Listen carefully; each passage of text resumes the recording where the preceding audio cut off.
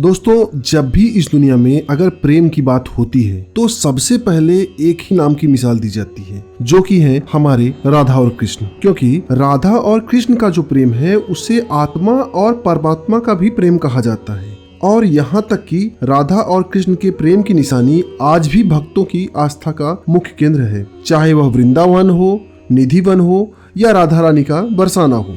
और माना तो यह भी जाता है कि भगवान श्री कृष्ण को इस संसार में सबसे ज्यादा जिन दो चीजों से प्यार था वह एक थी उनकी बांसुरी और दूसरी थी हमारी सबकी प्यारी राधा रानी। क्योंकि राधा रानी, भगवान श्री कृष्ण और उनकी बांसुरी तीनों एक दूसरे से जुड़े हुए थे। और यह भगवान श्री कृष्ण की बांसुरी की ही धुन थी जिसने राधा कृष्ण को एक सूत्र में बांधे रखा था। और यहाँ तक कि राधा कृष्ण का प्रेम ऐसा था कि आज भी हम जब भी कृष्ण का नाम लेते हैं तो उससे पहले राधा का नाम जरूर आता है, यानी हम लोग राधा कृष्ण ही बोलते हैं। तो आपके मन में भी कभी न कभी ये आया होगा कि आखिर राधा की मृत्यु कैसी हुई और क्यों भगवान श्री कृष्ण ने कभी बांसुरी न बजाने का प्रण लेते हुए अपनी बांसुरी को तोड़कर फेंक दिया था। तो चलिए आज की इस वीडियो में हम इसी बारे में बात करते हैं।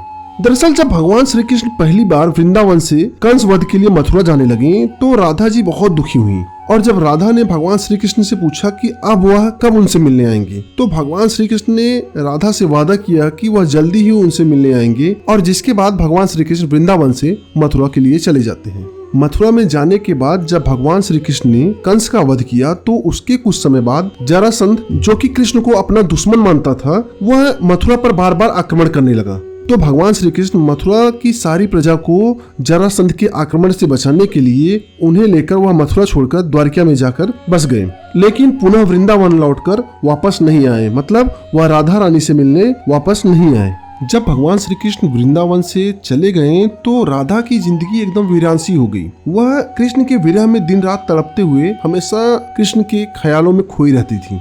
लेकिन कुछ समय बाद राधा ने अपने पिता के दबाव में आयन नामक युवक से विवाह कर लिया और वहीं दूसरी तरफ भगवान श्री कृष्ण ने रुक्मणी और सत्यभामा से भी विवाह कर लिया। जिसके बाद राधा भी अपने वैवाहिक जीवन के सारे कर्तव्य को निभाने लगी। लेकिन कहते हैं ना कि विधि के विधान को कोई नहीं बदल सकता। तो एक दिन राधा भी अपने सखा श्री कृष्ण से मिलने द्वारका नगरी चली गयी। जब राधा द्वारका पहुंची तो उन्होंने वहां पर भगवान श्री कृष्ण के पूरे परिवार को देखा तो वह बहुत खुश हुई। मतलब उन्हें भी यह लगा कि कृष्ण भी अपने वैवाहिक जीवन में खुश हैं। और वहां पर राधा और भगवान श्री कृष्ण ने मन में ही एक दूसरे का हालचाल पूछा। जिसके बाद राधा के अनुरोध पर उन्हें महल में एक देविका के रूप में रख दिया गया, जहां पर वह महल के रोज के होने वाले कार्यों की देखरेख करती थी और समय समय पर वह भगवान श्री कृष्ण से भी मिलती रहती थी। लेकिन भगवान श्री कृष्ण की तीसरी पत्नी जामवंती और उनके पुत्र सांब को राधा एकदम नहीं पसंद थी। तो वो दोनों राधा को बार बार परेशान करने लगी और ढेर सारे ताने देने लगी। कुछ समय तक तो राधा उनके तानों को अवॉइड करती रही, लेकिन जब राधा उनके तानों को बर्दाश्त न कर सकी तो वह उदास होकर द्वारका छोड़कर चली गई और द्वारका से दूर वह एक जंगल में कुटिया बनाकर रहने लगी। लेकिन कहते हैं ना कि समय अपनी गति से चलता रहता है। तो अब राधा भी धीरे धीरे कमजोर होने लगी और उन्हें भगवान श्री कृष्ण की बहुत याद सताने लगी। क्योंकि अब तक राधा के पृथ्वी पर करीब 100 साल पूरे होने वाले थे और उन्हें लगा कि अब उनका अंतिम समय चल रहा है और उनकी मृत्यु जल्दी हो जाएगी। तो वह अपने आखिरी समय पर भगवान श्री कृष्ण से मिलना चाहती थी। तो एक दिन भगवान श्री कृष्ण राधा से मिलने आए और जब वो दोनों मिले तो बहुत भावुक हो गए। जिसके बाद भगवान श्री कृष्ण ने राधा से कुछ मांगने को कहा, लेकिन राधा ने मना कर दिया। लेकिन भगवान श्री कृष्ण के बार बार कहने पर राधा ने कहा कि आप एक बार अपनी बांसुरी की धुन मुझे सुना दीजिए। तो भगवान श्री कृष्ण ने राधा की इच्छा के अनुसार अपनी बांसुरी को बजाना शुरू किया और राधा रानी भगवान कृष्ण की बांसुरी की धुन में मग्न हो गयी और धीरे धीरे बांसुरी की आवाज सुनते सुनते उनकी मृत्यु हो गई।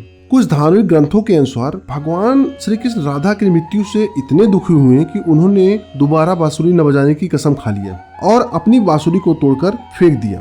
राधा कृष्ण की प्रेम लीला ऐसी थी कि आज भी समस्त संसार उनके प्रेम का अनुसरण करना चाहता है। दोस्तों, आपको यह जानकारी कैसी लगी? अपने अनुभव को कमेंट करने के साथ वीडियो को लाइक करें, चैनल को सब्सक्राइब करें और एक बार कमेंट में राधे राधे जरूर लिखें।